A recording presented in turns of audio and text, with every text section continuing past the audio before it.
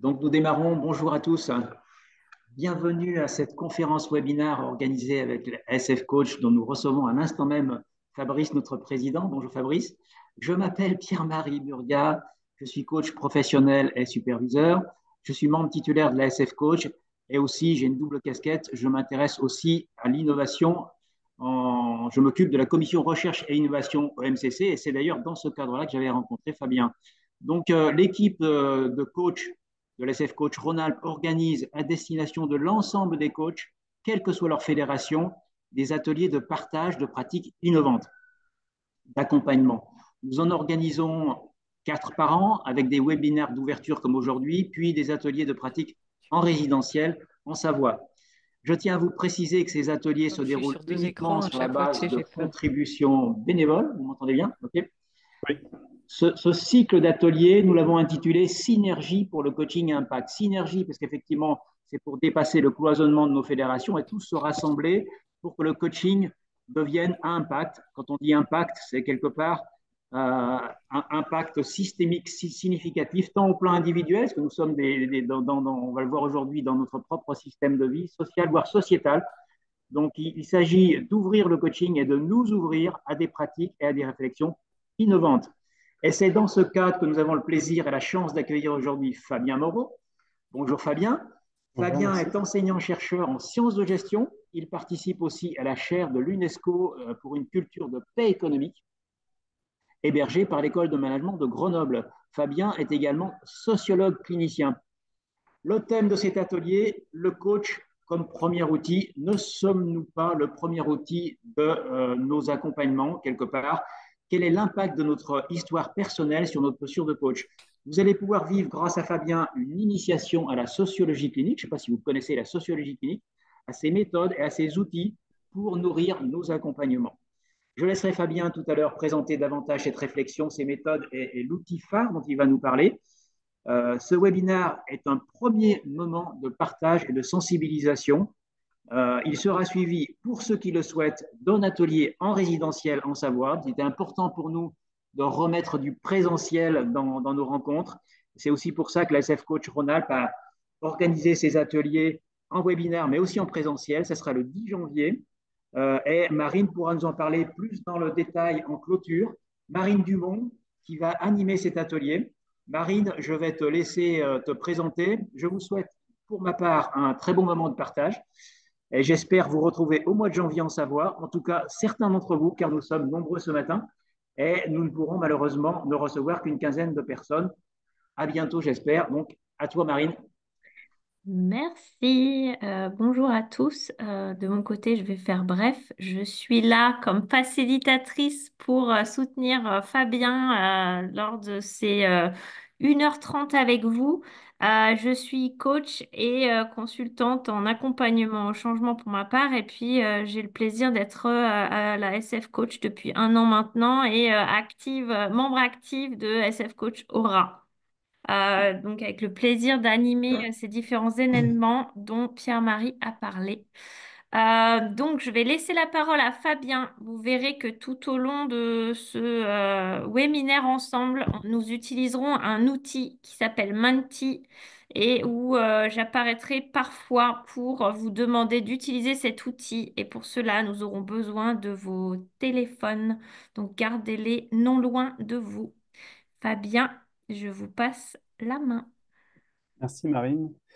Merci Pierre-Marie. Merci à tous d'être là. Bonjour. Je vais lancer la présentation. Alors, on partage d'écran, évidemment. Où est le partage d'écran? Tout en bas, au milieu, en vert. Cher, voilà. Ça, c'est bon. Est-ce que vous voyez mon support? Oui, OK. Ici. Ok, donc Marine, je vous laisse la main s'il y a des interactions que vous souhaitez faire émerger parce que là, je ne oui. vois plus personne. Euh, eh bien, d'abord, merci à tous. Merci de m'accorder ce temps-là, que je démarre sans aucun stress, bien sûr. Je vais vous proposer une mise en perspective, un cheminement autour d'une question que j'ai traitée en partie dans ma thèse, Je continue d'élaborer à partir de ma discipline de référence actuellement, qui est la sociologie clinique. Voilà, et donc l'idée, c'est voilà, une mise en perspective, une initiation, l'idée de donner à voir, peut-être de regard croisé entre la sociologie clinique, le coaching, les sciences de gestion, la trajectoire des cadres qui sont devenus coachs. Une précision là sur comment j'ai tenté d'élaborer ces étapes de l'heure et demie ensemble, c'est de donner à voir des différents éléments, des contradictions que l'on peut analyser à partir de la sociologie clinique dans la trajectoire sociale. Je vais présenter un outil rapide qui est le projet parental, alors qu'on ne définit pas forcément en sociologie clinique comme étant un outil. Là, c'est plus on va dire un abus de langage, ou en tout cas une manière de parler la langue de la gestion ou de l'instrument, entre guillemets. Voilà pour ça. En tout cas, la question que je vais soulever avec vous, c'est dans quelle mesure le coach est son premier outil, sans forcément apporter de réponse immédiate, plutôt dans l'idée de vous laisser cheminer à partir de votre propre trajectoire et des pistes de réflexion que je vais amorcer, faisant l'hypothèse que notre histoire, ici indiquée comme l'histoire personnelle, eh bien, est facteur de la posture de coach, et je vais mettre en perspective, comment dire, non pas quel rapport de cause à effet, mais comment aborder le processus existentiel de la vie professionnelle et personnelle permet d'éclairer la posture de coach. Et donc, l'intervention de ce midi est dans le cadre de l'ASF Coach. J'entends des voix en parallèle. Il doit y avoir des micros ouverts et des conversations en cours. Si c'est possible de couper, ça serait plus agréable, s'il vous plaît. Donc voilà, dans le cadre de la SF Coach, moi donc, je suis Fabien Moreau, enseignant-chercheur, intervenant sociologue clinicien. Je suis habilité au sein du réseau international de socioclinique qui correspond à l'image en haut à gauche. J'ai mis le logo de GERM parce que c'est un réseau qui, je crois, a de la valeur, pour lequel j'interviens. Et puis le logo de la chaire UNESCO pour une culture de paix économique, qui finalement a participé de ma présence aujourd'hui. Rapidement, la paix économique, ce n'est pas l'objet d'aujourd'hui, mais c'est l'idée de penser la question de l'activité économique en prenant ses responsabilités en tant que dirigeant et manager quant aux effets de l'activité économique sur les individus, l'environnement, les ressources, les parties prenantes, etc. Pour ma part, je définis la paix économique comme un espace de médiation des contradictions. Vous allez voir qu'il y a une correspondance entre mon ancrage en socioclinique et ce que je viens de nommer à l'endroit de la paix économique. Voici la partie la plus fastidieuse du webinaire. Rapidement, voici des publications coécrites avec plusieurs collègues. Une thèse en sciences de gestion qui est accessible en ligne. Les autres articles, vous pouvez y accéder, mais c'est parfois, ça, faut parfois payer. C'est pour ça que j'ai mis en jaune seulement euh, les références accessibles et une vulgarisation dans The Conversation. Et donc, je démarre par des remerciements un peu généraux du côté de la SF Coach, Pierre-Marie, Marine et Claire qui est absente aujourd'hui, du côté du réseau international de sociologie clinique, de la chaire UNESCO également, et de ma fidèle partenaire Pauline Facien qui sera présente également à l'atelier en janvier en Savoie. À l'université de Rennes, mes directeurs de thèse, Christophe Vignon, qui était mon maître, qui m'a donné la mesure, et je le dis avec émotion, et à l'université d'Aix-Marseille, à l'époque, Patricia Parent, qui a ouvert en fait un terrain de thèse. Et je remercie également tous ceux qui ont contribué à ce que le projet doctoral puisse aboutir et à ce que des données puissent être collectées. Parmi ceux-ci, un copain qui est en train de manger en ce moment en nous regardant et d'autres participants, Fabrice Lang en l'occurrence, que je remercie à nouveau ici. Ce que je vous propose, c'est de suivre un plan. Alors, j'ai pas de... Voilà, Bien, j'ai juste une oui, question qui est posée par les participants, c'est oui. est-ce que nous leur enverrons le support? Euh, Probablement une partie, oui, je peux Ok. envoyer des éléments. Et aussi pour répondre, cette présentation est aussi enregistrée et on vous fera suivre le lien. Ok, merci Marine. Ok, donc l'idée c'est de, bon voilà, je propose un plan en 7 étapes inégales L'idée de rendre compte finalement du projet doctoral, qui a en tout cas de l'écriture de la thèse, qui était d'essayer de comprendre la transition de carrière des cadres vers le coaching. Et donc l'apport des travaux portait sur à la fois l'idée que la transition de carrière des cadres vers le coaching n'est pas si naturelle que le discours collecté auprès des coachs semble le dire. L'idée étant que c'est un peu plus compliqué, entre guillemets, et que je vais en éclairer deux, trois aspects. La portée méthodologique, ensuite ma transition à moi-même, ma propre bifurcation des sciences de gestion vers la sociologie clinique, à la fois dans sa portée méthodologique, quelques principes analytiques, un éclairage à partir de la notion d'inconscient, juste pour voir euh, comment la sociologie clinique peut éclairer cette notion-là, quel est le rôle du groupe dans les méthodes de socio-clinique, et puis un élément un peu rapide sur le projet parental pour comprendre finalement la notion de déterminisme familial à travers cette dimension-là, et finalement comment on peut transposer la notion de projet parental, en tout cas le projet pour l'autre, à la fois en tant que manager pour ses subordonnés, en tant que manager de, de ce comment on est investi par ses supérieurs, et évidemment en tant que coach vis-à-vis de ses coachés, et que c'est probablement le produit d'une histoire. Voilà, et puis je mettrai en perspective les objectifs de l'atelier qu'on pourra vivre ensemble en janvier. Euh, pour un premier démarrage, je vous propose euh, de scanner ce QR code-là et sous forme, apparaîtra un nuage de mots et de pouvoir partager finalement ce qui m'a amené à devenir coach. C'est si vous deviez euh, répondre en une phrase, qu'est-ce que vous pourriez partager? Euh, Marine, je te laisse la main pour... Ouais, je vous laisse ouais, scanner le QR code d'abord, comme ça vous pourrez, grâce à votre téléphone, inscrire ce qui émerge pour vous. Et puis dans d'une minute, je vais partager mon écran, comme ça vous verrez les super. résultats. Il faut laisser-leur, ouais, laissez-leur le QR code, juste le temps. Mm. Hop, et moi, en même temps, je vais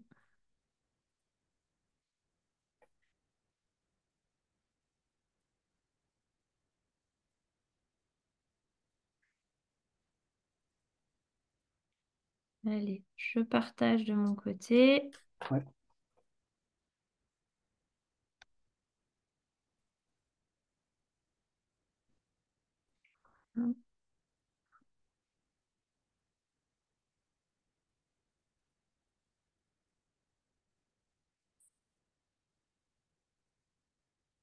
Si éventuellement vous n'avez pas pu scanner avec votre Ah, téléphone, n'hésitez pas.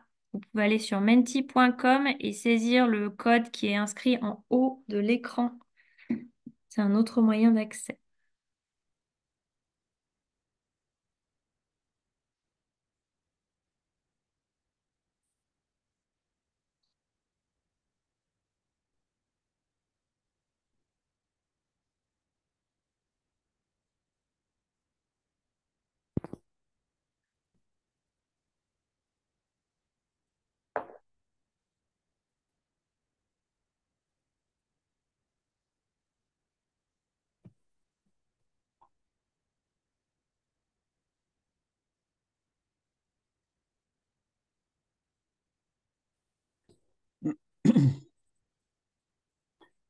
J'ai l'impression qu'on est...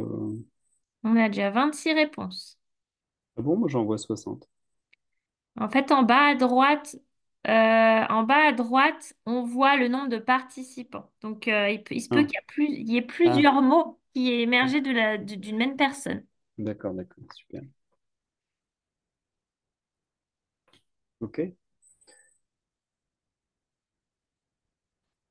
vais écrire trois mots, en effet. En tout cas, merci de votre contribution. Je trouve que ça résonne assez, assez justement avec, comment dire, avec ce que je vais vous partager par la suite. Je reprends la main, Marine, ou... Oui, Ouais. oui, allez-y. Alors, bon, ok.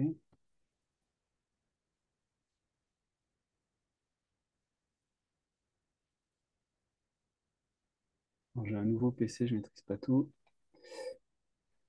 Ok, et donc l'idée c'était de vous amener un peu spontanément à produire des mots-clés. L'étape suivante, enfin en tout cas, ce que je peux vous partager, c'est que en écho à ce que vous venez d'écrire, il y a de la contradiction, de la complexité, et en tout cas c'est ce que en fait analyser la transition de carrière des cadres vers le coaching m'a amené à déconstruire la normativité des modèles de carrière qui vise à mettre en perspective l'idée d'une progression naturelle, anticipée, maîtrisée. D'une certaine manière, dans le discours des coachs, c'est assez légitime. On entend souvent des discours du type ben, moi j'ai un parcours atypique, voilà, et du côté de la positivité, enfin, du côté de la positivité, dans leur cheminement de carrière, alors qu'on peut faire l'hypothèse que c'est un discours qui est destiné à l'entreprise et donc à rassurer d'une certaine manière. Euh, ce que met en perspective la thèse, c'est qu'il y a peut-être un intérêt à l'explorer pour un commanditaire, la trajectoire individuelle, pour essayer de comprendre quelles sont les motivations qui sont présentes à travers cela. Je vous propose de poursuivre à travers un QCM cette fois, et donc à nouveau scanner le code, dans l'idée de pouvoir envisager, d'après vous, alors c'est 4 propositions non exhaustives, mais ce qui m'a amené positivement à devenir coach, c'est, est-ce que c'est lors d'une transition naturelle, l'amour de l'entreprise, la volonté d'aider pour améliorer la performance, ou choisir un meilleur équilibre de vie. Ces termes-là sont directement tirés de l'enquête scientifique que j'ai menée. Une précision, c'est que l'idée de transition naturelle, c'est des gens qui vont mettre en place un discours proactif autour de leurs étapes de carrière et que maintenant ils sont à une étape de transmission, qui veulent se déplacer, être performants autrement au service de l'entreprise, etc.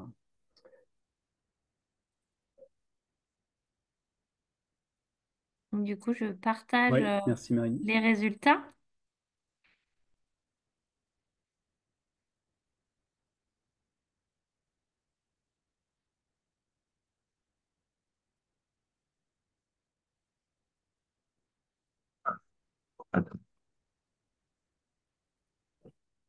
Ok. Donc plutôt une transition naturelle, la volonté d'aider pour améliorer la performance, une question d'équilibre de vie et le rapport à l'entreprise est peu mis en avant. Merci. Je Vous pouvez propose de... reprendre la main. Comment? Vous pouvez reprendre la Ouais, main. merci. Donc voilà, et question suivante, ce qui m'a amené négativement, alors c'est un peu caricatural et orienté, mais je vous propose de répondre à ces questions-là. Si alors l'idée de retrouver du sens, c'est en miroir d'une perte de sens. La notion de saturation, je vais expliquer ce que ça veut dire. Une distanciation, donc enfin c'est l'idée d'en avoir marre, hein, jusqu'à ce que le corps prenne le relais au burn-out. Une distanciation critique des modes de fonctionnement organisationnel. C'est voilà, être marqué du désaccord, par exemple, en termes de valeurs, avec des rapports de pouvoir, de domination, de harcèlement, etc. Et sortir d'un clivage entre le moi privé et le moi professionnel. C'est l'idée d'adopter des types de comportements qui sont différents de ce qu'on pourrait penser dans la vie plus personnelle. Clivage de valeurs, par exemple, qui sont en écho avec les distanciations critiques. Voilà, je vous propose de voter.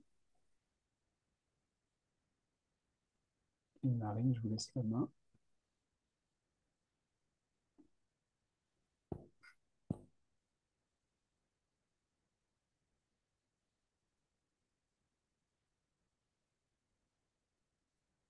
OK. Ce que je vois, donc, bon, peu de commentaires à apporter, mais plutôt une question de distanciation critique et une question de retrouver du sens. Euh, c'est intéressant de voir aussi que la notion de clivage est peu abordée, alors soit parce que peut-être les personnes n'ont pas été jusqu'à un clivage et jusqu'au burn-out, on pourrait associer ces dimensions-là. Euh, est-ce que vous voyez mon écran, Marie? Non, il faut reprendre la main en fait, parce que Ah, là, c'est moi qui partage. ok, je repartage. Ok. Donc voilà, ce que je vous ai proposé, c'est finalement de mettre en perspective l'ambivalence en fait dans la transition de carrière des coachs. Alors, la transition des cadres vers le coaching. L'idée étant qu'on ne retrouve pas ces éléments-là pour toutes les personnes, mais ça fait partie des éléments qui ont été rapportés par l'ensemble des répondants. Hop. Et donc là, de manière un peu plus froide, je vous ai partagé un tableau récapitulatif en fait de ce qui participe de la bifurcation des managers, des cadres vers le coaching, donc dans un article scientifique publié en 2020. On retrouve en fait trois caractéristiques importantes. L'idée, ce que j'ai appelé, alors c'est du langage un peu conceptuel, mais l'idée d'une expérience des effets du dispositif de carrière, c'est-à-dire ce dans quoi on est pris dans la carrière. À la fois un enjeu de fort investissement au travail, donc soit lié au fait d'aimer son travail ou à la position hiérarchique, des difficultés exprimées sur le plan professionnel, sur investissement, souffrance, désintérêt, des logiques de restructuration, de changement permanent, de guerre de pouvoir, voire de manque de moyens, c'est-à-dire des conditions d'empêchement pour exercer, des difficultés plus personnelles qui ne sont pas qu'on pourrait dissocier du travail, mais qui pourtant, dans le processus de transition pour les individus, a pu générer en fait des phases de prise de conscience. Et puis un élément de dissonance plurielle entre soi et le travail, que j'ai nommé d'une certaine manière un clivage tout à l'heure. Donc écart de valeur en termes éthiques, en termes d'intérêt, voire de stratégie. Des individus sur le plan du genre. C'est le cas d'une femme qui disait que j'étais un homme comme les autres, et c'est pas une question de genre. En fait, c'est l'idée de, comment dire ça, de se fondre dans le moule qui est attendu, plutôt qu'une question sexuelle, par exemple. Voilà, ou une logique d'aliénation dont on veut sortir. Et donc la saturation, elle est parfois longue, elle prend du temps, parfois elle est violente et abrupte. Et on retrouve souvent un phénomène de fatigue. Voilà, et donc la transition voilà, est variable, soit liée à un déclencheur, ou alors une rencontre et un travail réflexif. L'idée étant que la plupart des coachs deviennent coachs, ils vont vers le coaching, entre guillemets, par le coaching. Voilà pour ça. Et donc, sur le plan plus gestionnaire, peut-être ça vous intéresse moins, mais l'idée de parler de bifurcation pour sortir des modèles de gestion, des modèles de carrière en gestion, c'est l'idée de sortir de la normativité des modèles de carrière, des approches proactives, comment dire, anticipées, de l'ordre de la maîtrise, etc. Ce qui permet de mettre en perspective la dialectique, c'est-à-dire la contradiction intrinsèque entre, enfin possiblement contradictoire en tout cas, entre succès subjectif et succès objectif. La plupart des coachs que j'ai rencontrés avaient une belle carrière, donc quelque chose de l'ordre du succès sur le plan objectif, mais peut-être avec un sentiment de dégradation sur le plan subjectif. Et donc, pourquoi c'est important de pouvoir mettre en perspective ces éléments-là, c'est-à-dire c'est pouvoir nuancer finalement la manière dont la notion de crise de mi-vie que vous devez probablement connaître bah, pourrait amener à, entre guillemets, à naturaliser la transition de carrière, mais ça vient psychologiser en fait, c'est-à-dire faire l'hypothèse que c'est une problématique individuelle à la mi-vie et que ça évacue d'une certaine manière des problématiques plus sociales du côté du contexte du travail. Euh, et donc ça vient contester d'une certaine manière la théorie des carrières nouvelles sur la notion de proactivité nomade, que les individus changent d'étape de carrière, etc., comme si il n'y avait pas de coût de transition. Et donc l'hypothèse, c'était de mettre en perspective, en appui des travaux de Daniel Linhart, mais aussi de Goldjack, sur le coût de l'excellence, la manière dont les cadres sont vulnérabilisés et peut-être cherchent à retrouver du sens ailleurs avec une perspective qu'offre le coaching, c'est-à-dire retrouver de l'ancrage, de la cohérence, de la congruence. Voilà. Et donc, l'idée, c'était de poser, de mettre en perspective que parfois les transitions de carrière sont liées à des contextes organisationnels compliqués à vivre, notamment dans le cadre de politiques systématiques de changement. Euh, on retrouve, comment dire, dans ce qui va conduire à la transition de carrière, une logique de distanciation critique, de déconstruction en fait du modèle du modèle de la course à la performance, si je le dis comme ça, du coût de l'excellence, si je reprends le terme de Goldjack. Alors, c'est parfois dit sous forme d'euphémisme. C2 nous dit peut-être que ça serait bien de mettre un peu en place un peu plus de bienveillance. Et d'autres personnes parlent d'abus de pouvoir, de l'idée de sortir du bocal, prendre un peu l'air, entre guillemets, décrivent des situations de violence, de gens qui pètent les plombs, il faut habiller Pierre pour habiller Pierre, il faut déshabiller Paul. Voilà, en tout cas, une prise de recul par rapport à des dysfonctionnements organisationnels, du côté du malaise, du lien social. Dès qu'on a peu de pouvoir, avec le coaching, d'une certaine manière, semble apporter une promesse de conciliation, d'humanisme et de performance. Euh, c'est un élément important ici dans l'idée que on est sur la trajectoire sociale ici professionnelle, et ces éléments-là, on les retrouvera après sous une dimension que j'ai appelée une résonance psychosociale. Et l'idée étant que la manière dont ce qui va marquer en fait les cadres dans leur expérience professionnelle va les sensibiliser ensuite dans leur posture de coach. On va retrouver chez C2, par exemple, une importance, quand je lui demande de décrire sa, euh, sa posture de coach, il insiste sur la bienveillance. Il y a une correspondance, évidemment, là, c'est un entretien de 2 heures qui est pas tout à fait, qui est un peu résumé, on va dire, mais euh, cette idée que les lacunes ou les manques ou les souffrances vécues dans les organisations vont se retrouver comme une sorte de motivation pour les coachs dans l'accompagnement. Donc ça, c'est une petite boutade dans l'idée de mettre en perspective ce à quoi peut conduire le coaching, dans l'idée de sortir de sa zone de confort. Et évidemment, c'est une boutade ici, puisque dans le coaching, il y a un point important, c'est l'idée de poser un cadre de sécurité. Mais c'est aussi mettre en perspective la manière dont le coaching est bien peut-être mobilisé par l'organisation, parfois comme palliatif, comme dirait Salman, euh, pour compenser des défaillances organisationnelles, eh bien, on va déléguer à un tiers la capacité d'ouvrir un espace réflexif, de bienveillance, etc. Euh, Est-ce qu'il y a des questions à ce stade ou je poursuis? Alors, pour le moment, il n'y en a pas. Et à Ok. tous, n'hésitez pas à écrire aussi vos questions dans le chat. Et puis, au fil de l'eau, on essaiera d'y répondre. Ouais. Ah, il y a une question. Quelle proportion de personnes ayant choisi de devenir coach pour fuir l'entreprise? 2% ou plutôt 80%? Je ne peux pas répondre à cette question-là. En fait, les termes sont trop marqués pour. Enfin, je ne crois pas qu'il y ait aucun coach qui souhaite fuir l'entreprise, puisqu'il y revient, s'il part par la porte, il revient par la fenêtre. Donc, je serais peut-être une précision dans la question, mais là, je ne suis pas en mesure de répondre.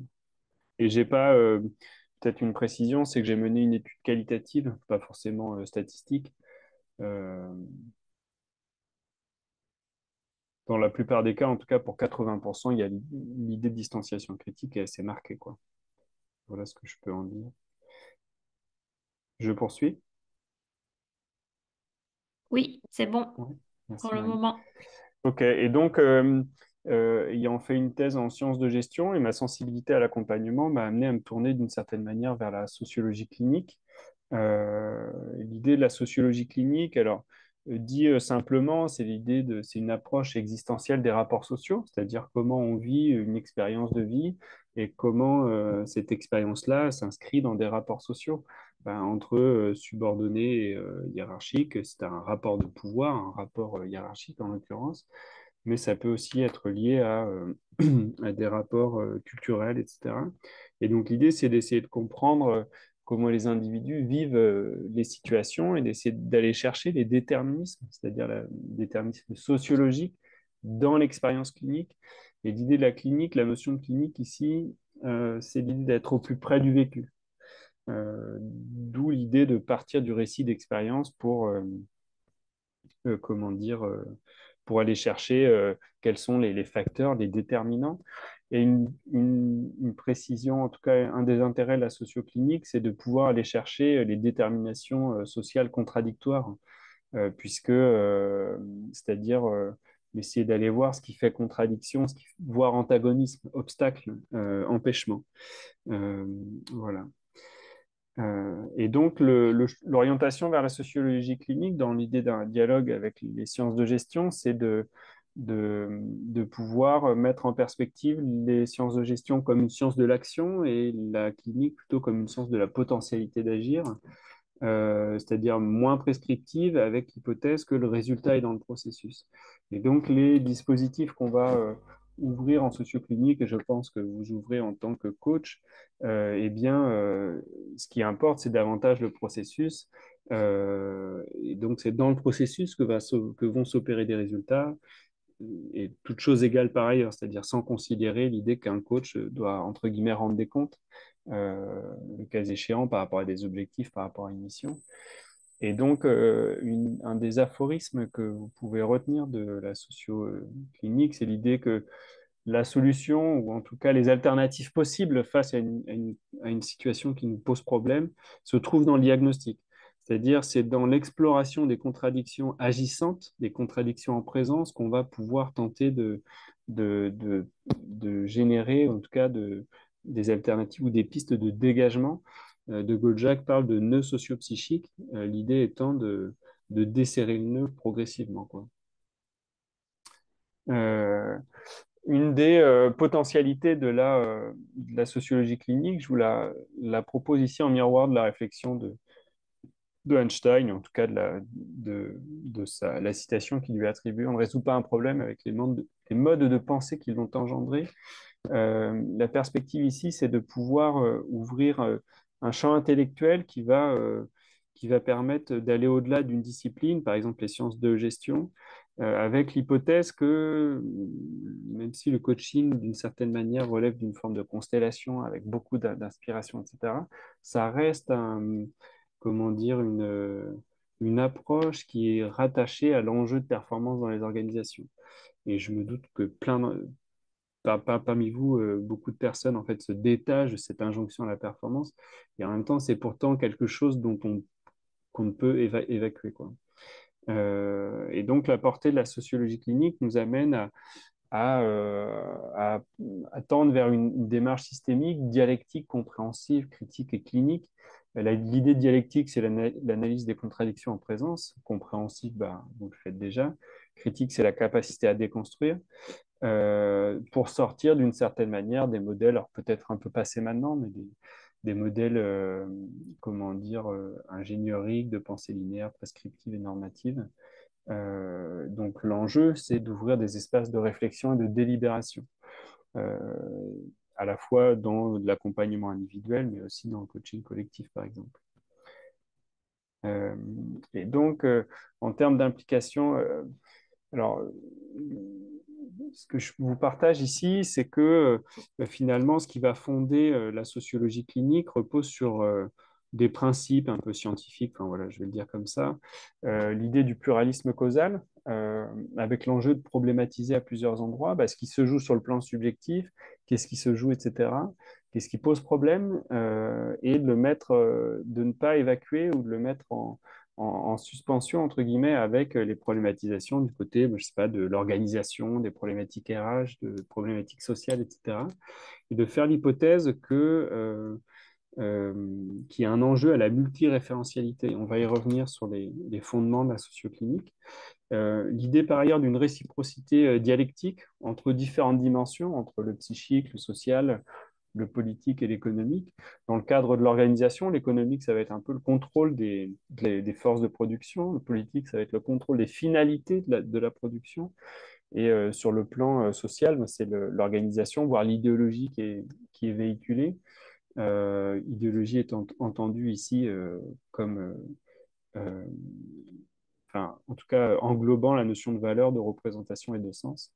Et donc, l'idée étant de se dire que vous voyez, par exemple, sur une réciprocité entre psychique et social, si je le dis un peu vite, si je suis un homme blanc occidental, qui aime les grosses voitures, c'est probablement un construit social. Je vous prie d'excuser la caricature.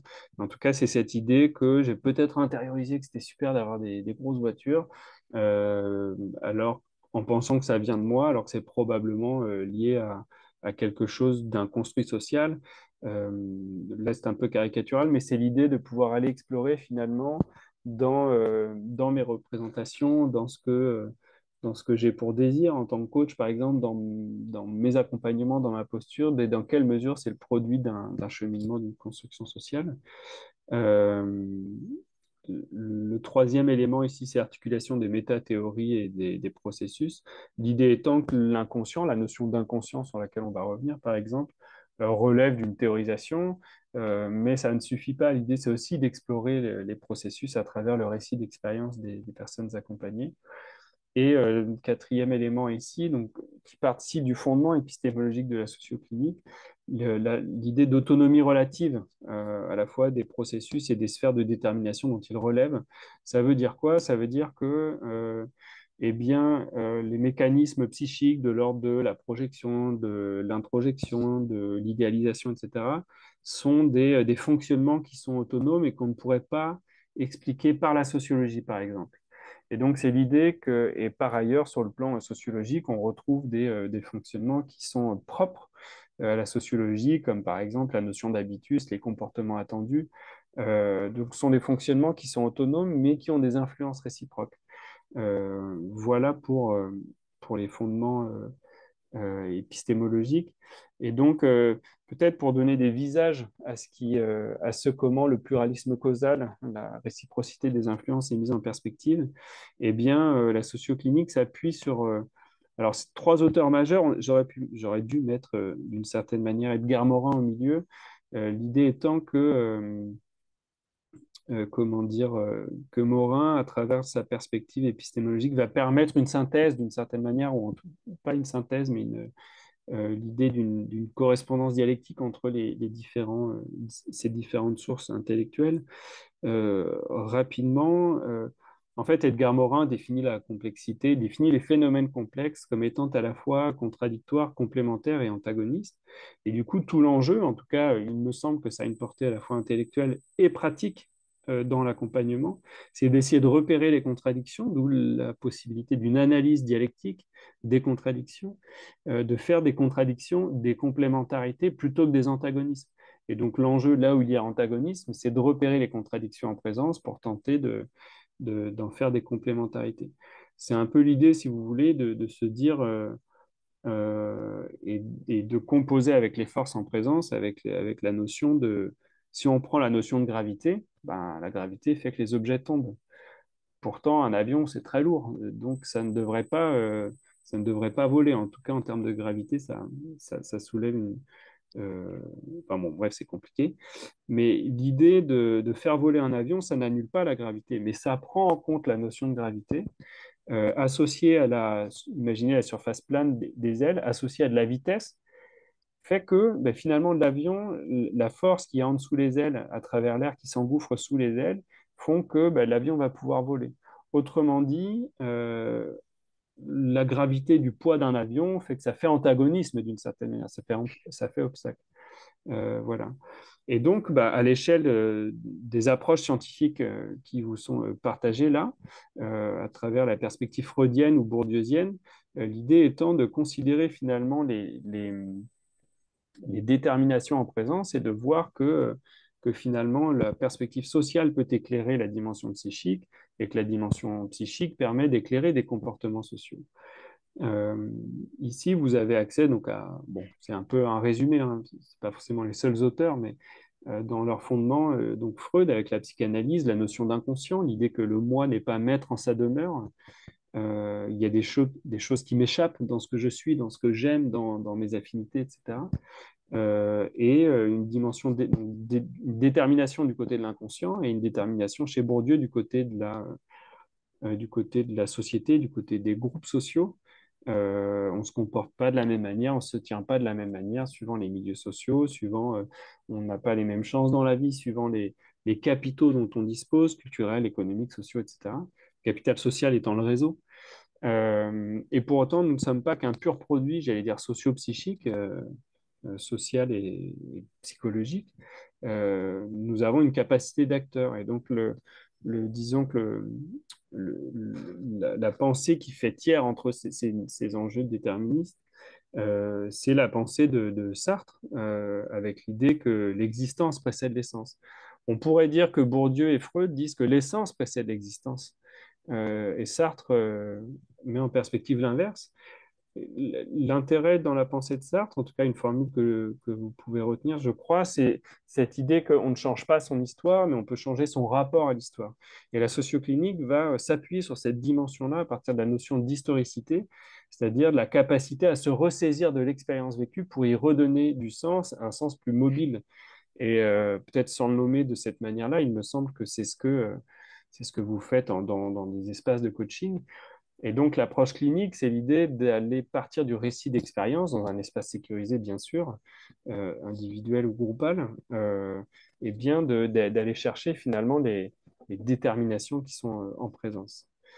Euh, Dans le cadre de l'organisation, alors je ne vais pas rentrer là dans les détails, mais en fait, les travaux initiaux, notamment avec Max Pagès, qui est je vais le dire comme ça, le père de Gaulle-Jacques en l'occurrence, en tout cas qui a été son directeur de thèse, ils ont amorcé une réflexion dans la fin des années 70 sur la notion d'emprise de l'organisation et d'essayer de voir quels sont les facteurs de correspondance entre la structure sociale de l'organisation, ce qu'elle met en place, et la manière dont les individus vont adhérer au fonctionnement de l'organisation en intériorisant finalement des idéaux qu'ils pensent leur être propres, mais qui sont en correspondance directe avec, comment dire, avec les enjeux de l'organisation. Et donc, finalement, la thèse de cet ouvrage-là, de la correspondance entre psychique et sociale, c'est de dire que l'organisation est un système de réponse médiatrice. Dit simplement, ça serait par exemple d'induire une surcharge de travail auprès des salariés, mais en donnant des avantages, en mettant en place des compétitions, des récompenses, ou encore en payant un tout petit peu plus les personnes, comment dire, par rapport au marché, ce qui ne compense pas par ailleurs la surcharge de travail, mais donne l'impression que, ben, vous voyez, ça vient compenser d'une certaine manière. Donc là, c'est un exemple un peu caricatural, mais c'est l'idée que ça vient reboucler à plusieurs endroits et ça forme d'une certaine manière une logique de nœud avec plusieurs effets de bouclage. Euh, donc voilà, donc c'est à la fois la sociochimique permet de penser les organisations dans leur correspondance entre subjectif et social, et ça se traduit par exemple par la mise en place de types de procédures, la manière dont on aménage l'espace. Vous avez tout ce contemporain du développement comment on appelle ça, des open space. On voit bien que ça a des effets sur la manière dont on vit le travail d'une part, euh, euh, et, euh, et comment, enfin, en tout cas, les effets que ça a sur les relations. Mais donc l'idée ici, c'est de mettre en perspective que bah, les processus organisationnels ont des effets sur la manière dont on se représente le monde, sur la manière dont on intériorise c'est quoi le travail, l'enjeu de productivité, l'idée d'être en vacances et quand même de répondre à ses mails. Vous voyez, un rapport au monde qui est induit par un type d'idéologie ou en tout cas de processus organisationnel. Un coach, une fois, m'avait dit j'ai réussi à prendre 2 mois de vacances, c'est un miracle, quoi. Alors évidemment, 2 mois, c'est long, je vous l'accorde, mais c'est cette idée que ça a des effets finalement sur le fonctionnement individuel. Et donc là, je reprends une formule de Morin, mais l'hypothèse à l'aune de la socioclinique, peut-être, ce serait de penser le coaching comme un enjeu de médiation des contradictions, ce que j'ai évoqué tout à l'heure, et de favoriser la conflictualité, c'est-à-dire un espace suffisamment sécurisé pour pouvoir exposer des divergences et d'aller au plus près du travail réel. Mais je crois que ça fait peut-être pléonasme pour vous, de ce point de vue-là. Euh, je poursuis, Marine? Il y avait eu deux petites Oui. questions. Peut-être que vous y viendrez plus tard, mais il y avait, est-ce que le chômage rentre en compte Dans. dans en fait, cette question-là, elle a été posée au début de cette partie 2. Donc, est-ce que le chômage rentre en compte dans tout ce qui est... Il faudra revenir au slide. Oui, oui, alors, ben, En fait, l'idée d'être en capacité de poser un diagnostic des déterminations sociales, c'est évidemment pas que l'organisation. En 2015, De Goldjak et Annick publient un ouvrage qui s'appelle Le capitalisme paradoxant, et donc mettre en perspective pas seulement le fonctionnement organisationnel, mais bien le système économique dans lequel nous sommes. L'idée étant que le chômage, c'est une place sociale. C'est une place sociale qui fait souffrance pour au moins deux raisons. C'est l'utilité sociale que nous renvoie la société. Et je passe les discours idéologiques sur l'idée que les personnes qui ne travaillent pas, c'est parce qu'ils ne veulent pas travailler ou qui profitent du système. Mais la problématique sur le plan socio-clinique, en tout cas, on pourrait l'interpréter de la sorte, en tout cas, c'est une piste, c'est une hypothèse. Euh, le chômage, c'est à l'échelle macroéconomique, c'est un écart entre offre et demande, offre d'emploi et offre de travail. Et donc, comment dire, culpabiliser par exemple les chômeurs, c'est une manière de psychologiser une problématique sociale qui, elle, là, est à l'échelle macroéconomique, qui est potentiellement une responsabilité politique. Ça évacue pas la responsabilité individuelle, mais c'est cette idée de pouvoir penser finalement oui, je vais me répéter, mais les déterminations sociales. Ça fait quoi d'être chômeur? Quelles sont les conditions dans lesquelles on est mis? Est-ce que le chômeur est responsable du chômage quand il y a une crise en Ukraine, quand il y a, enfin voilà, on voit le tissu industriel qui se dégrade au fur et à mesure. Enfin, donc bon, je ne sais pas si ça répond, mais en tout cas, c'est cette idée là, j'ai mis en perspective la notion d'organisation, mais c'est bien l'idée euh, de l'influence des sphères sociales sur l'expérience individuelle. On peut très bien vivre le chômage, comme le vivre comme une honte, sombrer dans l'alcool, etc. Et donc, parmi les sphères sociales, il y a le marché économique, enfin le marché du travail, il y a aussi les organisations, mais aussi les associations, la culture, être en France, ailleurs, etc. Je me présente parfois comme étant un immigré breton qui vit à Grenoble. Il y a du déterminisme culturel à m'identifier comme breton, par exemple. Euh, mais c'est aussi le cas dans les familles, c'est ce qu'on va voir juste après. Je poursuis, Marine? Oui, oui, allez-y. Ouais, merci. Et donc, peut-être de vous partager quelques principes analytiques qui ont, je crois, une portée pratique en tant que coach. Alors, j'espère ne pas être maladroit en disant ça, c'est-à-dire ne pas vouloir me substituer à la manière dont vous pratiquez déjà, mais en tout cas proposer des éclairages que je vais reprendre rapidement. Donc l'analyse dialectique, l'effet hologramme, l'effet ADN, le pluralisme causal qu'on a déjà abordé, la causalité récursive. Les slides qui viennent sont un peu denses, mais je vais les reprendre en synthèse. Donc voilà, je préviens. Euh, L'idée de l'effet hologramme, c'est faire l'hypothèse. Donc, chaque situation contient la totalité du système. Ça veut dire quoi? En fait, c'est l'idée que chacun des membres de l'organisation a une représentation de l'ensemble. C'est-à-dire être en capacité de pouvoir élaborer sur, euh, sur les fonctionnements organisationnels à d'autres endroits. Là, cette perspective de Goldjak et Badache, en fait, l'ont élaborée dans un ouvrage qui s'appelle Mettre sa vie en jeu et où ils reprennent l'expérience que Morin lui-même reprend de chercheurs en 1951 à Brême, et ils se rendent compte que finalement la fauvette Babillard a intégré tout le système stellaire dans sa tête, en tout cas peut s'orienter à partir de ça. Ils ont fait ça dans un planétarium. Et donc l'idée à retenir, je crois, l'effet hologramme, c'est l'idée d'une image, l'image qu'on a dans la tête de l'ensemble du système. Et cette capacité-là de se représenter d'autres sphères comment dire, de l'organisation, ça a une portée, puisque vous voyez, on pourrait se dire que les ouvriers ne sont pas là pour penser les enjeux stratégiques.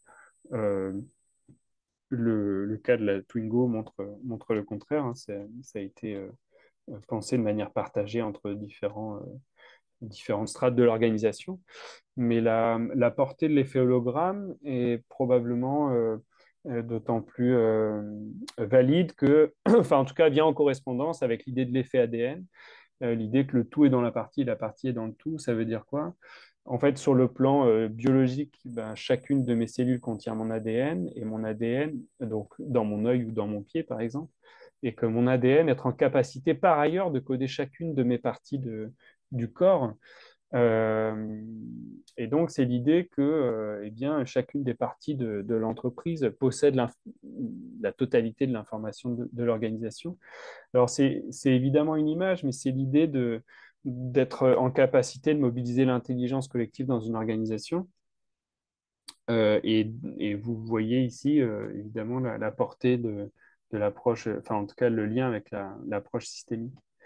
Euh, Troisième élément qu'on a vu ensemble, c'est l'idée du pluralisme causal, que chaque phénomène est lié à plusieurs causes, d'où l'enjeu. Alors peut-être que la socioclinique a ses limites.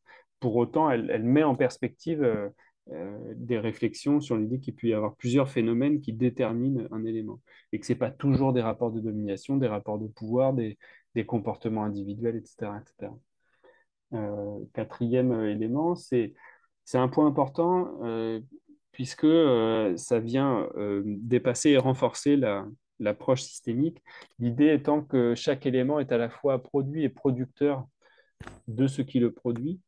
C'est ce qu'on va appeler une causalité récursive. C'est l'idée que, comment dire, qu'il y a des boucles de rétroaction possibles dans le temps et que ça, sur le plan méthodologique, ça invite à être en capacité de poser des diagnostics récurrents pour éclairer une situation problématique. Euh, et donc, la perspective de ça aussi, c'est à la fois de pouvoir, je crois que ça donne, c'est un argument d'autorité, entre guillemets, pour le coaching, dans l'idée que ça pose toujours la question de dans quelle mesure le coaching permet du changement dans les organisations. On peut en douter, vu la manière dont les structures sont déjà bien en place et qu'on peut faire un coaching individuel sans que les zones autour de la personne accompagnée ne bougent et que le coaching le coach soit un faire-valoir de la volonté de changement de l'organisation, alors que sans pour autant que le système soit, enfin en tout cas que les équipes soient mobilisées par ailleurs. Mais donc c'est aussi cette idée de se dire que c'est bien une porte d'entrée du changement possible à condition de, comment dire, de mesurer la portée du changement qu'on veut conduire. Euh, donc là, on a abordé les fondements scientifiques de la socioclinique, quelques principes analytiques, et je vous propose juste de revenir sur la notion d'inconscient à l'éclairage à la fois de la psychanalyse et de la sociologie. Dans la perspective freudienne, l'inconscient n'a pas d'histoire. Alors, c'est une formule volontairement contradictoire, mais c'est cette idée qu'une scène, je vais le dire de manière peut-être caricaturale, mais une scène traumatique vécue à l'âge de 5 ans, par exemple, elle peut être tout à fait actualisée dans votre cerveau, vous voyez. Et donc, c'est cette idée que l'effet du temps ne joue pas sur l'inconscient et que c'est à la fois, d'une certaine manière, une difficulté. C'est l'idée des résurgences, quelque chose qui arrive alors qu'on pensait que c'était loin derrière nous. Mais ça a une portée importante en socioclinique à partir de la notion d'historicité, c'est-à-dire que c'est l'idée qu'il y a une réversibilité possible, une possibilité de retraitement de l'expérience vécue, qui n'est pas condamnée à se répéter psychiquement, etc. Euh, Bourdieu, lui, va aborder la notion d'inconscient plutôt du côté de la notion d'habitus, la notion d'habitus incorporé, c'est-à-dire, eh bien, finalement, on se comporte de la manière dont on a appris en fonction de notre éducation, la manière de se tenir, de s'habiller, de se coiffer, de parler, et que tout ça agit pour les individus. Et notamment, c'est un élément important puisque euh, parmi les motivations des coachs qui ont partagé ce qui les a amenés à cette pratique d'accompagnement, certains évoquent par exemple leur appétence du pouvoir ou leur malaise vis-à-vis des places de pouvoir, c'est-à-dire dans quelle mesure je me sens à l'aise pour accompagner des coachings de dirigeants, de grandes entreprises, etc.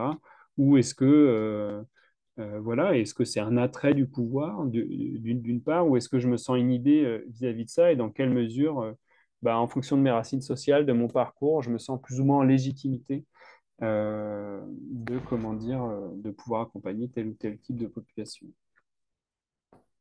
Et donc, là, une des hypothèses fondamentales de la socioclinique, en lien avec, à la fois pour le coach dans l'accompagnement des coachés, mais pour le coach lui-même dans le rapport à sa trajectoire, c'est faire l'hypothèse que c'est un produit socio-historique. Les personnes nées à Marseille ou à Paris n'ont peut-être pas le même rapport à la ville, à l'histoire, au football, au hasard. Et en même temps, l'idée, c'est qu'on peut agir au sens de Sartre pour participer de notre propre déterminisme. Et dans cette action, dans ce cheminement, l'idée qu'il y a une production de sens qui peut émerger. Donc c'est une approche basée sur l'historicité qui amène d'une certaine manière à être dans l'idée de pouvoir se ressaisir de l'expérience vécue pour reconfigurer finalement son rapport à cette histoire-là. Et donc là, il y a l'image que vous voyez à gauche, met en perspective une double image entre une espèce de fauve là et puis un singe par ailleurs. Donc cette idée qu'on peut revisiter, comment dire, l'expérience. Et donc, le jeu de mots, je ne sais pas comment traduire ça en français, mais en tout cas, cette idée que si l'individu est le produit d'une histoire, ça le conduit vers un chemin. Et en même temps, il peut choisir à l'aune comment dire ça, d'un bilan un peu réflexif qu'on fait dans le réseau international de sociologie clinique, par exemple, de retracer finalement mes bagages généalogiques, finalement quelles étaient les places sociales dans lesquelles je me suis inscrite. Je me suis inscrit. Est-ce que c'était des places de pouvoir, des places de notables, des places d'argent, des places en lien à la guerre, etc. Est-ce que je connais mes ascendants? C'est pas toujours évident. Euh, et de se dire que j'ai vécu peut-être des choses plus ou moins compliquées. Et ça a participé de mon chemin. Et en même temps, je peux choisir, enfin, en tout cas, c'est l'idée de pouvoir, entre guillemets, faire le tri, laisser les bagages encombrants sur le chemin et de pouvoir prendre autre chose et choisir un autre chemin. Alors, évidemment, c'est pas aussi simple que le déclaratif, mais en tout cas, cette idée de penser une dialectique entre je suis le produit de mon histoire et je n'ai pas le choix. Je n'ai pas choisi d'être né dans une famille où j'ai un grand frère, une grande sœur, des parents issus de tel milieu social qui ont fait tel métier à côté de telle ville, dans tel mode d'urbanisme, etc. Et pour autant, j'ai fait des choses de ces éléments-là. Euh, et on va revenir juste après sur la notion de projet parental. Je vous propose juste de vous positionner là à partir des quatre hypothèses fondamentales de la sociologie clinique. L'idée que, euh, je les explique rapidement, que l'individu est le produit d'une histoire dont il cherche à devenir le sujet. La notion de sujet ici a son importance puisqu'elle vise à rendre compte au sens psychanalytique l'idée des déterminismes psychiques et en même temps et sociaux, et prendre en compte les déterminismes dans lesquels on est pris, c'est potentiellement choisir d'en faire autre chose, en tout cas de laisser moins l'emprise de ces déterminismes-là sur mon rapport au monde. Il y a probablement des choses qui vous agacent chez vous, d'autant plus que vous en avez hérité directement de vos parents et vous n'aimez pas ça chez eux ou des personnes qui vous entourent. Le sujet advient dans les réponses qu'il apporte face aux contradictions qui traversent son existence. Ça, je pense que vous l'avez compris, c'est l'idée de regarder finalement dans les expériences vécues ce qui a été compliqué, faisant l'hypothèse que les empêchements sont le produit de contradictions en présence, plurielles, agissantes du côté du psychique et du social, et que devenir sujet, c'est apporter des réponses face à ces contradictions-là. Dans mon cas, par exemple, c'est comment en étant d'une famille d'une classe sociale moyenne, basse, bon, je ne sais pas trop comment la définir, et en étant pris dans le désir maternel, enfin, qui était son propre désir, elle, de faire des études supérieures, de pousser le plus loin possible en termes de formation intellectuelle, comment je compose avec tout ça, avec mes origines sociales, avec l'idée d'être à une place particulière dans des institutions académiques, donc de savoir et de pouvoir potentiellement. Euh, et d'une certaine manière, est-ce que vulgariser aujourd'hui, tenter de vulgariser, hein, je ne sais pas si j'y arrive, mais tenter de donner accès à la sociologie clinique, qui est une science, qui est une discipline en tant que telle. Est-ce que ça fait médiation d'une certaine manière entre là d'où je viens et puis, comment dire, où je suis arrivé, voilà, tenter de trouver des médiations. Les conflits constituent des nœuds sociopsychiques. Alors, j'ai parlé d'antagonisme tout à l'heure. Ici, c'est la notion de conflit qui apparaît. Et donc, dans quelle mesure, finalement, les conflits que je vis sont le produit d'un contexte social et un rapport subjectif à ce contexte-là. Et l'individu est produit et producteur de ce qui le produit. C'est la notion de causalité récursive. C'est-à-dire, bah, je suis un produit, mais finalement, je peux agir sur le monde. Voilà. Merci Marine d'avoir fait la Voilà. transition. Je ne connais pas Kenneth Gergen. Donc là, c'est de 1 à 5, c'est ça, Marine? Oui, c'était Ok. sur une échelle de même de 0 à 5, avec 0 pas Oui, du oui, tout. 0. Ouais, ouais.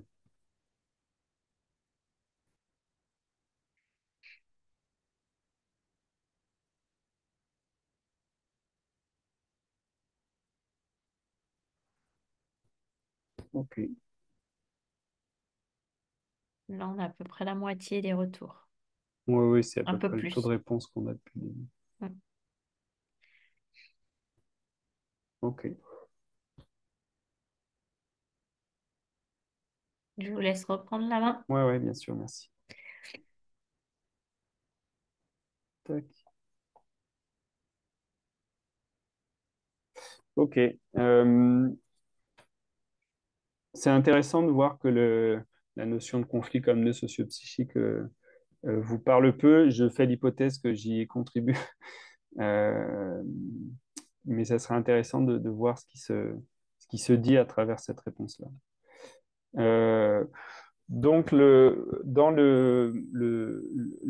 l'élément de communication autour du webinaire, je regarde l'heure, oula, je n'ai pas vu l'heure, eh bien, c'était l'idée de mettre en perspective les méthodologies. Donc, concrètement, comment on fait avec tout ça? Ben, l'idée, c'est de travailler en groupe, notamment, donc voilà, ça vous connaissez, d'avoir un espace-temps dédié avec une construction de règles.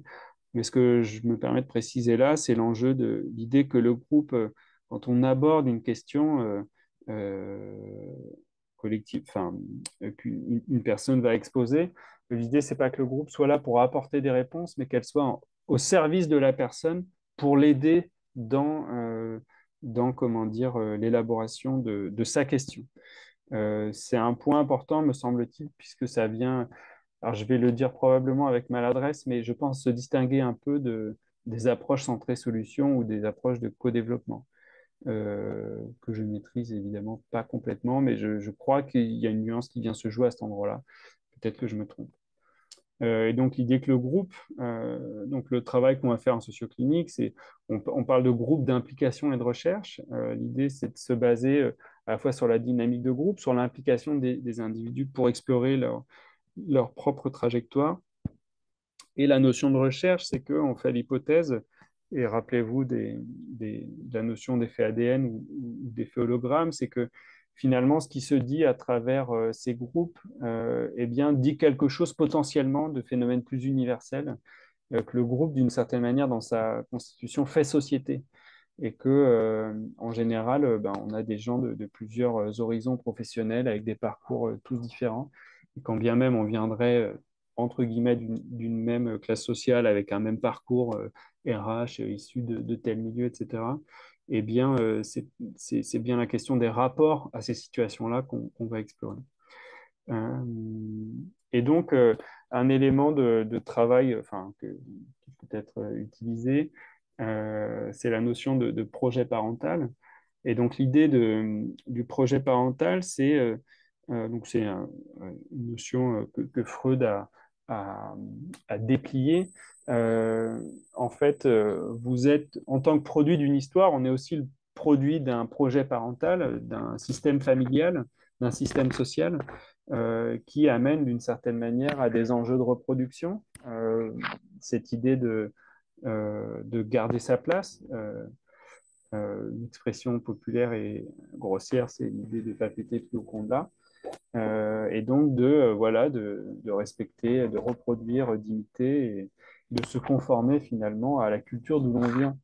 Et en même temps, dans le projet parental, une logique de contradiction, dans l'idée de pouvoir se distinguer, de devenir autonome, parfois de marquer une opposition. Euh, et donc, en tant qu'individu, c'est faire l'hypothèse qu'on est pris dans, c'est un peu ce que j'ai évoqué tout à l'heure, dans l'idée de venir d'un certain milieu et peut-être d'aller dans un autre type de milieu, par exemple, et de voir comment tout ça, ça invite à des médiations possibles.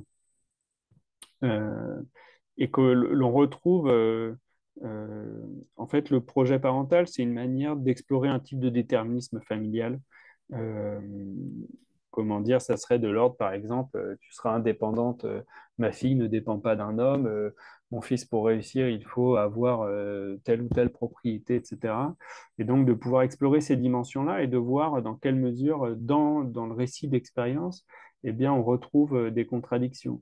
Dans la névrose de classe, par exemple, je crois que c'est dans la névrose, de Gaulle-Jacques raconte le cas François, qui est un fils d'ouvrier, plutôt brillant à l'école, qui vit des contradictions entre comment dire, des matières qu'il aime, le français, mais où il n'arrive pas à structurer sa pensée, les mathématiques qu'il n'aime pas, mais dans lequel il est fort. Il va progressivement rencontrer quelqu'un d'un milieu plus aisé. Il va lui-même rentrer à Polytechnique et vivre pleinement cette contradiction-là de classe sociale, d'écarts sociaux, quand il va avoir un enfant et que finalement son père qui lui a toujours dit que les responsables politiques étaient des incapables, les financiers, etc., qui nous menaient dans le mur, qui étaient injustes, etc., au moment où lui va accéder d'une certaine manière dans l'ordre des places sociales, accéder à une place sociale un peu plus supérieure, eh bien, son père va enorgueillir, va s'en flatter, et donc pousser son fils d'une certaine manière à faire éduquer son petit-fils par la belle famille. Et donc, ça met le François en question, alors c'est un nom d'emprunt, dans une tension, puisqu'il y a quelque chose de l'impasse entre l'idée de pouvoir satisfaire la logique d'émancipation, changer l'ordre social, et en même temps, au fil de son chemin de vie, de changer non pas l'ordre social, à travers un projet communiste, par exemple, à un moment, François adhère au PC. Ça date un peu comme exemple, euh, mais plutôt que de changer l'ordre social, de changer sa place dans l'ordre, donc autrement dit, d'être dans une logique d'ascension. Et donc, parmi les contradictions qui figurent dans le projet parental, c'est cette idée que ce qu'on veut pour les individus, pour nos enfants, ben, peut-être présente des contradictions entre les moyens dont on dispose. Ah, l'idéal, ça serait que tu deviennes docteur et que pour autant, ben, à la maison, on n'a pas les moyens d'accompagner l'enfant dans la poursuite d'études, soit parce qu'on travaille trop, soit parce qu'on ne consacre pas de temps à l'enfant, ou bien que, comment dire, qu'il y ait une évolution de la société. Être docteur généraliste aujourd'hui et médecin généraliste, ça a moins de valeur symbolique, entre guillemets, qu'il y a 40 ans, par exemple. Et donc, l'idée que les possibilités sociales eh bien, participent de l'idéal, de l'aspiration possible des individus. Vous voyez, s'il y a quelque chose d'un idéal à faire des études et que très vite, dès que vous avez 18 ans, il faut pouvoir aller travailler pour payer, aider le foyer à payer les dettes, etc., vous n'avez pas les mêmes déterminismes. Et donc, il peut y avoir des contradictions entre les moyens dont on dispose et le contexte historique par ailleurs, et aussi les contextes de migration, par exemple, ou les moyens économiques. Et donc, le projet parental peut être source de leurre, peut être un moteur, voire une source de blocage quand les contradictions sont trop fortes. Et donc, à partir des séminaires en socioclinique, on va explorer finalement les identités qui charrient la trajectoire généalogique, la partie de l'arbre généalogique, mais aussi la, la ligne du temps, la ligne de vie, d'essayer de voir quelles sont finalement comment les identités sont liées à des rencontres, à des identifications, voire à des fantasmes autour de personnages publics, par exemple, et comment l'identité est la somme des positions sociales et des rapports que l'on a. Alors, voir chapitre 5, c'est dans la névrose de classe. Et donc, voilà. Donc l'enjeu, ça va être dans un séminaire de socioclinique de pouvoir à la fois regarder sur le plan objectif, entre guillemets, quels sont les déterminismes sociaux dans lesquels j'étais et comment cela a influencé mon identité et comment dire ça, excusez-moi, je fatigue. Comment ça a influencé mon identité et mon rapport au monde. Et donc, par exemple, on va, vous voyez, comme ceci, regarder les conditions objectives. Est-ce que dans les rencontres, il y a des discours, des types de récits qui sont faits et qui peuvent avoir une influence sur les individus? T'es un nul, tu n'y arriveras jamais, t'es comme ton grand-père, ou bien c'est toi le meilleur, vas-y fonce. De Gaulle a tendance à comment dire, euh, à donner l'exemple d'un de ses collaborateurs qui a contribué à l'emprise de l'organisation, Michel Bonetti, lui réussissait bien à l'école. Et Bonetti raconte que sa grand-mère a traversé les Alpes les pieds dans la neige et qu'arrivé à l'école, c'était plutôt un monde d'ouvriers pour Bonetti. Et que les camarades de son père, quand il réussissait à l'école et qu'il avait une meilleure note que le fils du patron, lui donnaient une pièce en disant Ma que Michel, continue. Et donc, vous voyez quelque chose de l'ordre ici de la contradiction sociale, mais qui est médiée par l'incitation et la récompense. Je vous propose un avant-dernier, comment dire, QCM. Voilà, est-ce que j'ai été un peu vite, hein. Peut-être que ça chemine pour vous de votre côté, et que vous avez déjà élaboré sur un certain Euh, nombre de questions. Oui. Très bien, il y avait juste un commentaire Oui. soulignant qu'en est-il de l'identité assignée? Est-ce que vous... C'est l'idée d'identité prescrite. Oui, oui, je ne l'ai pas noté ici, mais je vais y revenir rapidement. Enfin, oui, pardon, elle est ici. En fait, l'outil phare que je propose de vous faire vivre en janvier en Savoie, dans le beau chalet, c'est l'idée de reprendre le cycle des identités. Alors, P, c'est pour prescrite, donc ça serait une identité assignée. Tu vas reprendre l'entreprise ou alors euh, enfin, travailler à l'école, ça sert à rien, viens travailler à la ferme avec nous, ou alors il n'a pas de sens de ne pas faire d'études. H, c'est pour hériter. A, c'est pour acquise.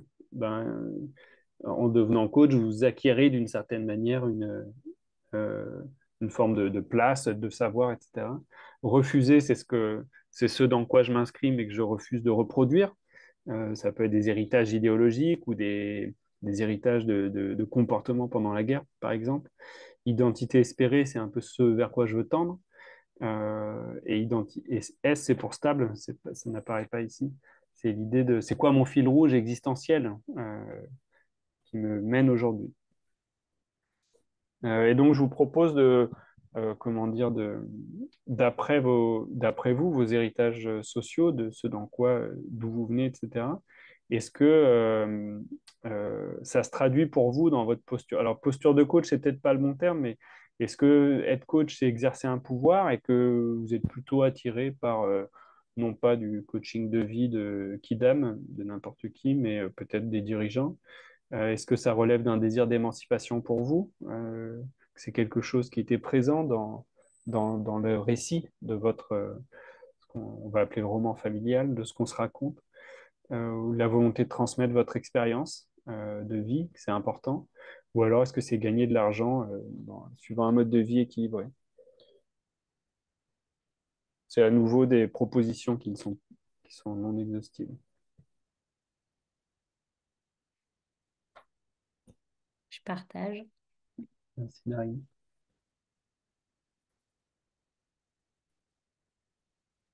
Et en sachant que la notion de pouvoir est polysémique, hein, c'est évident. Mais je l'ai nommé comme ça puisqu'un des répondants de la thèse avait précisément dit qu'il avait encore un truc à régler avec le pouvoir, puisqu'il n'était pas tout à fait enjoué quand il n'accompagnait pas des comités de direction, mais qu'à travers un accompagnement, on exerce une forme de pouvoir, suivant la perspective de Foucault.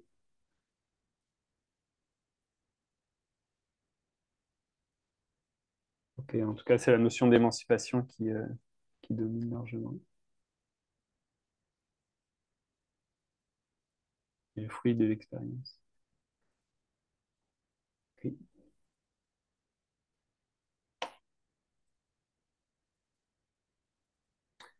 Ok, donc on arrive à la fin. Bon, euh, c'est particulier pour moi qui suis plutôt dans l'échange habituellement de parler aussi longtemps. J'espère que ça vous a convenu. Ce que je vous propose dans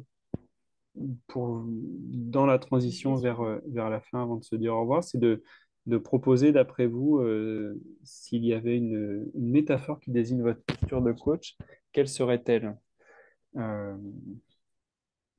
Ah, mais il n'y a pas Ouais, de... mais je le crée en Ah, live. c'est une... Hop, Excuse-moi. hop, métaphore. En fait, ça va être le même code. Alors, sortez pas de la page. Hop, normalement, vous pouvez y avoir accès maintenant. Je regarde les questions. Vous pouvez remettre le code, s'il vous plaît?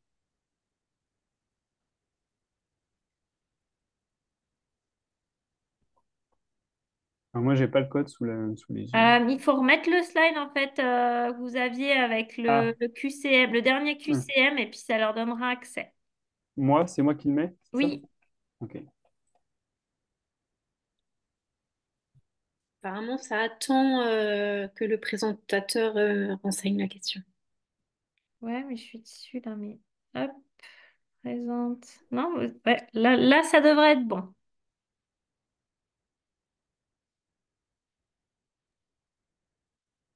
On n'a pas le code encore. Pas bien, il faut partager le slide avec le code. Mais sinon, je vais le faire moi. Hop, c'est Là, pas grave. comme ça? J'avais quitté. Désolé, j'étais sur le... Ah, ouais.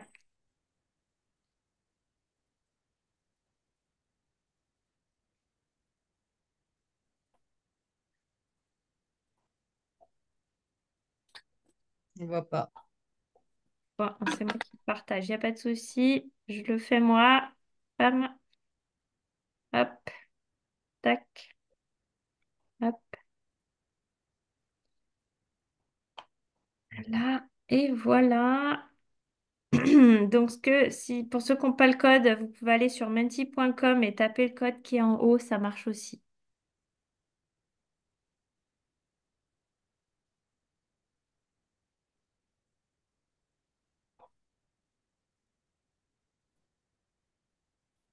Parmi les questions qui étaient posées, c'est est-ce que le coach est un outil? En fait, j'ai nommé le terme d'outil au préalable, mais il y a évidemment de l'ambiguïté dans ce terme-là. Euh,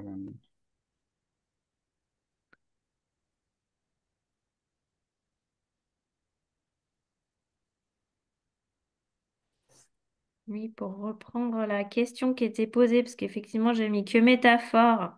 La Métaphore de la posture de coach, pardon. métaphore qui désigne ma posture de coach.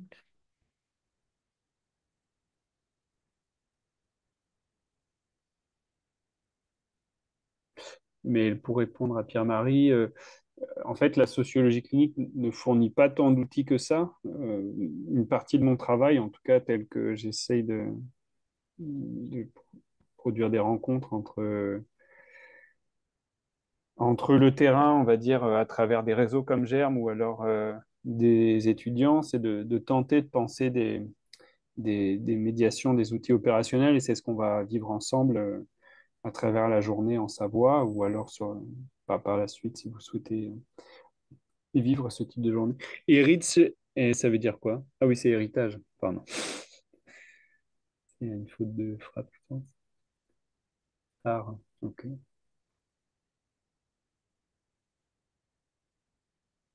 Compagnon de marche.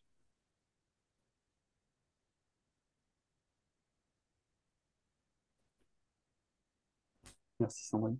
Euh, oui, si j'avais à partager, moi j'aurais peut-être donné la notion de chemin d'équerre. Je reprends la main. Oui, Merci. Alors, comment je fais ici? Tac. Et donc,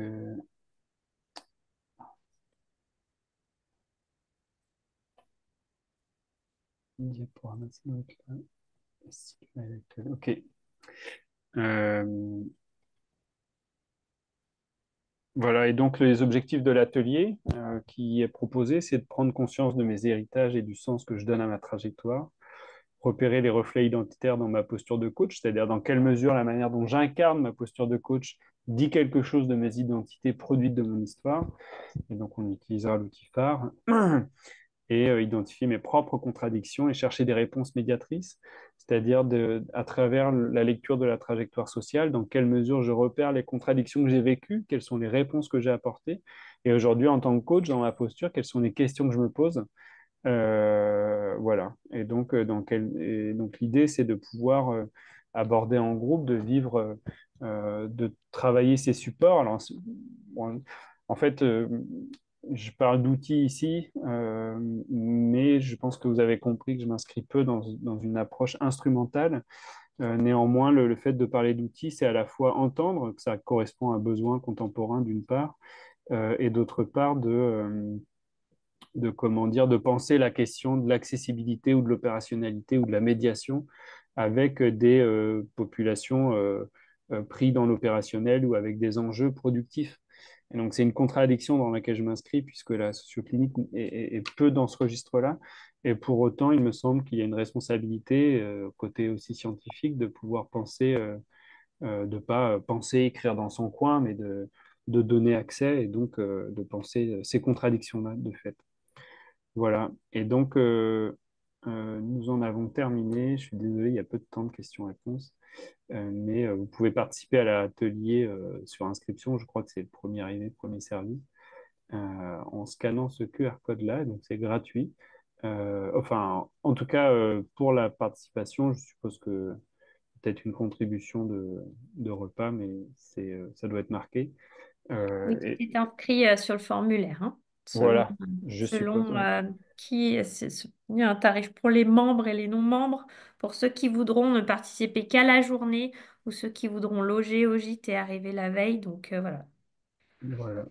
Et donc, par ailleurs, c'est un dispositif que j'anime évidemment en dehors de SF Coach, soit à Germe par ailleurs ou en tant que prestataire. Et donc, il y a des dates qui s'ouvrent à Rennes dès janvier pour le coaching de dirigeants ou encore en juillet et à Paris en juin. Voilà. Et donc, mon contact est le suivant. Et je suis sur LinkedIn, Fabien Moreau, si toutefois.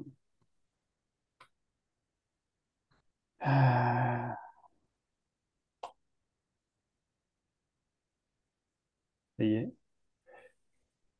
J'ai vu qu'il y avait une question concernant les dates sur Quels sont... Paris. Je vous invite C'est à en juin. Écrivez-moi, ouais, Leslie, ce sera beaucoup ouais, plus simple. Enfin, mm, c'était le deal aussi de contacter Nanana, Fabien directement. Dominique Jaillon, oui, en effet, il a travaillé sur la socioclinique.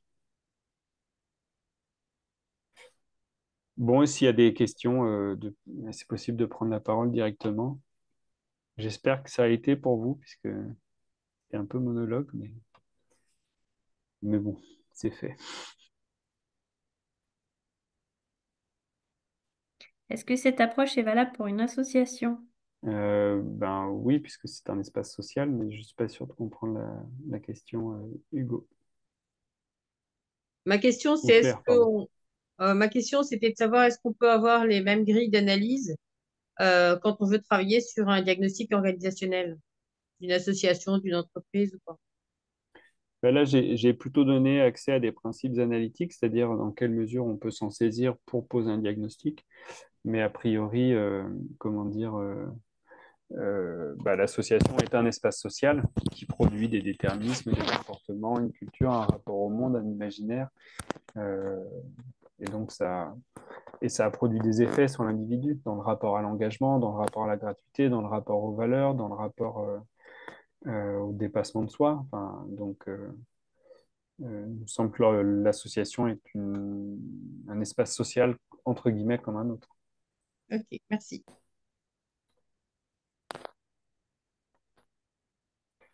Bon, j'ai l'impression que ça a convenu à la plupart d'entre vous, et faisant l'hypothèse que ceux à qui ça n'a pas plu ne s'expriment pas forcément, mais... Nanana. Au regard de l'heure, on a beaucoup de personnes qui se déconnectent. Je Oui, propose oui, ben, ou moi je vais enchaîner aussi. on on puisse clôturer. Fabien, en tout cas, merci beaucoup pour ce partage. Et puis, Merci à vous. on a hâte de vous retrouver Au revoir. au mois de janvier. Ouais, ça va être sympathique et instructif, je suppose. Et puis, merci à tous d'avoir répondu présent. Et puis, on vous souhaite une très belle après-midi. Merci Marine, un grand merci de votre soutien. À bientôt, au revoir. Merci beaucoup. Au revoir. Au revoir, au revoir. Merci.